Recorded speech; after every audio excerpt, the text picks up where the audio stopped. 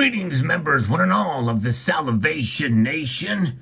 Could this be a replacement for cash? I'll give you a hint. It's not anything that you see on the screen here or a central bank digital currency. Let's explore.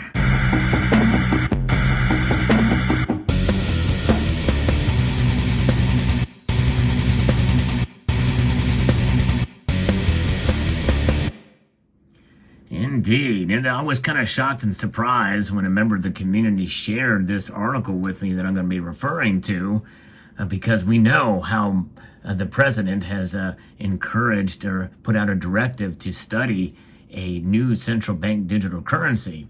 Apparently, there's been some legislation that has been introduced that puts a call out for the Treasury to develop an electronic dollar. Indeed. And it's an electronic dollar that is supposed to do a couple of things that the dollar does, the actual physical dollar does. We're going to look into this, and we're going to kind of try to assess and what the purpose of this is. And there's going to be a little bit of politics in this video as well, too. Please don't mind that, because in reality, we can blame both parties for our woes that we have today. But nonetheless, I think one particular party is a little bit more suspect when it comes to fiscal and financial policy. And that's why I think this is something that we ought to consider here when we look at this. Legislation has been introduced in the House of Representatives seeking to direct the Treasury Secretary to develop and pilot digital dollar technologies that will replicate the privacy-respecting features of physical cash. That is pretty interesting indeed, as I reference here this article from CoinWorld. H.R. 7231, cited as the Electronic Currency and Secure Hardware Act, or simply the eCash Act, was introduced on March the 28th by Representative Stephen F. Lynch, a Democrat of Massachusetts. And that is, now I don't know Mr. Lynch. I don't know, usually if they're from Massachusetts or the Northeast, they tend to be a little bit more liberal, but that might be Eastern Massachusetts, maybe not out in the countryside.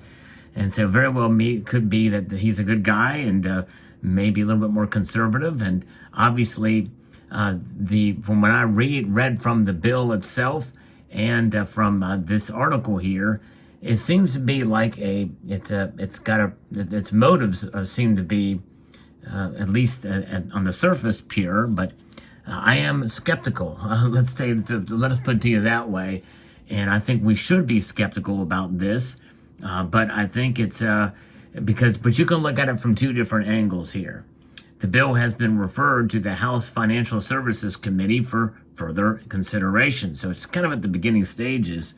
So H.R. 7231 aims to pursue the development and deployment of electronic U.S. dollars in such quantities, denominations, and technical forms as the Secretary in the Secretary's discretion determines to be appropriate.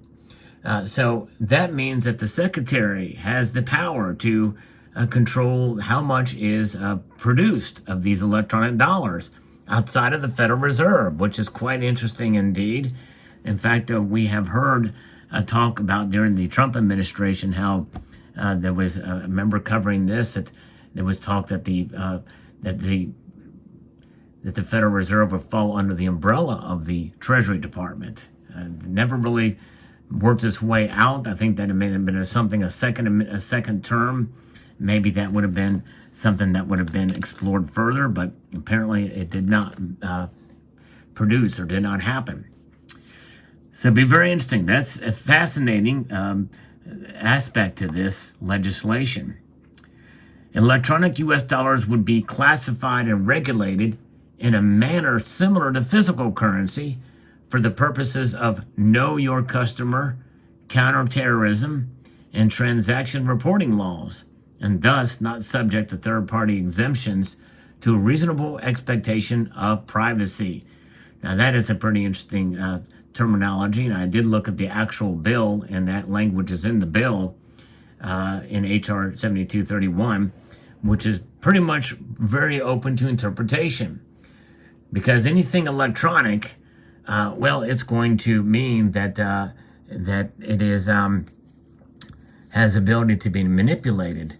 Code and any kind of ledger system or what have you can be manipulated much easier than actual physical currency. Yes, they look at the serial numbers and the bills and how information or how cash is used for money laundering. You know, you can't take out more than $10,000 without it being reported.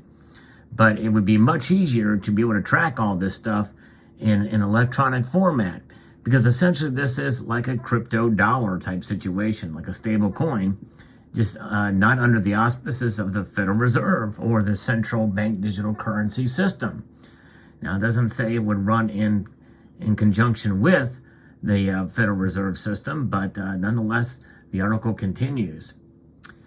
The electronic currency issued under the Act would have to be distinguishable from other forms of electronic currency issued by or on behalf issued by other segments of the federal government other than Treasury, including such forms as the central bank digital currency, as may be issued by the Board of Governors of the Federal Reserve System or its designated agents, according to HR 7231. So this e-dollar would be in conjunction with and separate from the central bank digital currency. Interesting. And because it's the CBDCs, we know will be tracked for all the types of things that they're talking about, but this would be much closer to cash. Now, that's very interesting language here, how this is apart from and separate. In a sense, in a way, why would you want to use a CBDC if you could have the privacy and the convenience of using e-cash in this situation? Less likely to be tracked for environmental social governance under this system. At least that's what it seems to be the case here, according to what I understand. I actually did read through some of the bill as well. And I didn't see anything in there about ESG, but that doesn't mean that it can't be geared or move in that direction with further Congresses, because there's going to be councils and there's going to be boards appointed to study this in terms of transparency and privacy. So it's very interesting indeed. The Treasury Secretary under the Act would be required to establish the Electronic Innovation Currency Program with a presidentially appointed director for a 5-year term approved by the Senate. Until a presidentially appointed director is nominated and approved, the Treasury Secretary, with presidential consent, can appoint an interim director. So that is where this is. And fascinating indeed. And this is something that is interesting. And I think it's a positive way to look at this, and there's a negative way to look at it. And let's talk about the positives, which in my view are not too many. And that is that at least on the surface, they are promising a modicum of privacy with these digital dollars and the convenience of an electronic payment system. And they actually talk about in the legislation that you can use a third-party hardware wallet for your eCash as well. And that provides the sense of security like you would have with a Bitcoin or a cryptocurrency hardware wallet as well too. But that they also, the Treasury Secretary, their Treasury could actually provide and sell a hardware wallet for about the same price that would pay for a privately issued one. Most people, if they want security, will not trust the government's hardware wallet. They'll get one of their own. But nonetheless, there is that aspect of this that does, at least on the surface, provide some level of security that's outside of the CBDC, which means that essentially this legislation all but admits a CBDC that is tied to environmental social governance and globalism, even if it's not on the surface, even if the Federal Reserve has its own CBDC apart from other central banks, it is much closer, much more likely to be tied in with those ESG standards that are being talked about and explored on the World Economic Forum and championed by such as those that of big names that we know of, not only Klaus Schwab, but also Prince Charles, soon to be King Charles, probably within the next 4 or 5 years, depending on how long the Queen lives. Pretty scary thought, but nonetheless, that is kind of where things are. So it's something to consider there. That separating yourself from that, and the other positive aspect of this is that if this does take off and people feel reasonably comfortable with it, they may not want to pursue, and they may act against the CBDC, and the Federal Reserve will have to deal with these dollars instead of their own central bank digital currency, which would, in a sense, bring more power to, I guess, the government, in a sense, and a government-issued currency that's supposed to respect privacy, where there's probably a little bit more accountability than the auspices of a private institution such as the Federal Reserve that doesn't have that accountability, that does a lot of underhanded things. We've seen it before, especially with the repurchase agreements and the like. It means that the Fed will be less relevant. But those are the only positives I can think about it. The negatives are, in my view, and let me know your thoughts below in the comment section, is that it is preparing us to a cashless society. Yes, it's called e-cash, but how often are we going to have physical notes?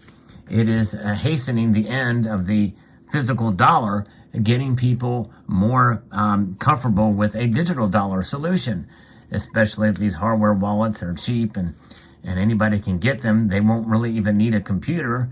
It's just as plugged in for purchases. As long as you have your hardware wallet, you're good to go. You have your account balance, you don't need anything. You've got your hardware wallet, and the transaction can be done at the establishment or wherever you're buying it. And so therefore, it also means that people won't be using these, which means less likely they'll collect these or stack these. And that means that people will be trusting this new thing under the auspices of security. But is there really any security in something that's electronic? There's always a potential for hacks and for other things that are going to cause issues and problems down the line. And not only that, but they could just with a swipe of a pen say, well, you know what? Now that we have the vast majority of Americans on this e-cash, you know what? We're going to go ahead and move and transition it all into a central bank digital currency because this is just not working like we thought it should. Or there's a lot of crime or what have you, and we want to, and there's something some event has happened, and we do the Rahm Emanuel thing, never let a crisis go to waste. And so therefore we have to track these dollars more because there's a lot of crime happening with transactions with these dollars. And so therefore your privacy is gone. And it could happen very, very quickly. And so therefore you hasten the demise of the physical notes that you see before you here with this under the false sense of security with an electronic dollar. And then you're at their mercy. You're at their mercy at that point. And I think this is why things like, transactions in gold and silver and with the case of like we're starting to see more and more, the utilization of gold backs for that businesses are accepting for payment. This is actual gold, and it can be utilized for transactions, which is a pretty interesting and fascinating prospect, and it fits in your wallet. Same size as a regular dollar bill. I think that's kind of a cool thing. If that's something that is of interest to people and becomes more widely used, it could be a revolutionary thing to work against what they're proposing here. But I'm not against technology. I believe in technology. We use it every day. It's almost inevitable that there's going to be transactions, and we're going to have more digital transactions. We already have it. But the thing is those transactions are done through the spectrum of the private enterprise system. and the banks and the like. But I know the banks are kind of in cahoots. Many people feel that, but nonetheless, there is somewhat of a stopgap there still today, because what they're talking about is tracking, and that is the thing, and what they'll be able to limit or promote if you fall in line with their viewpoint and what the government says that you should do. So there you have it. Let me know what your thoughts are in the comment section below. I'd like to extend a multitude of gratitude to you all for taking the time to watch, and encourage you to please rate, share, comment, and subscribe.